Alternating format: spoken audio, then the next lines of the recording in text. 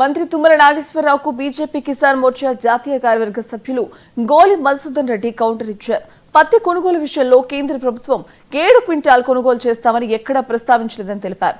కాంగ్రెస్ నాయకులు సోషల్ మీడియాలో తప్పుడు ప్రచారం చేస్తున్నారని ఆగ్రహం వ్యక్తం చేశారు. పత్తి కొనుగోలు విషయంలో కాంగ్రెస్ ప్రభుత్వం పూర్తిగా విఫలమైందన్నారు. రైతులను తప్పుదోవ పట్టించినందుకు మంత్రి క్షమాపణ చెప్పాలని డిమాండ్ చేశారు. పత్తి కొనుగోలు విషయంలో రాష్ట్ర ప్రభుత్వం పూర్తిగా విఫలమైందని విమర్శించారు. నెల 27న జిల్లా కలెక్టర్ కార్యాలయం దగ్గర రైతు దీక్ష చేపడతామన్నారు.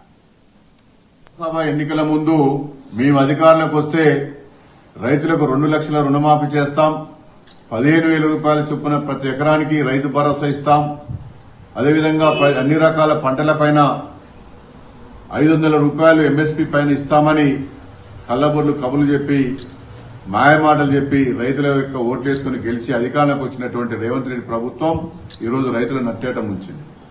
తెలంగాణ రాష్ట్రంలో గత 2 సంవత్సరాల నుంచి రైతుల యొక్క కన్నీళ్లు దూసే పరిస్థితుల యొక్క ప్రభుత్వం లేదు. మేము ఛాలెంజ్ చేస్తున్నాము. 2 లక్షల రూపాయల రుణమాఫీ ఎక్కడైనా అయిందా?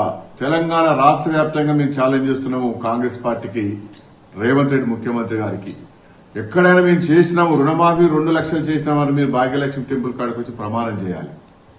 మేము చేసిన సిద్ధంగా ఉన్నాం. 2 లక్షల రుణమాఫీ ఎక్కడ జరగలేదు. గత సంవత్సరం నవంబర్ 30 ఒక లిస్టు రిలీజ్ చేసిండ్రు 2 లక్షల రుణమాఫీలందరికీ.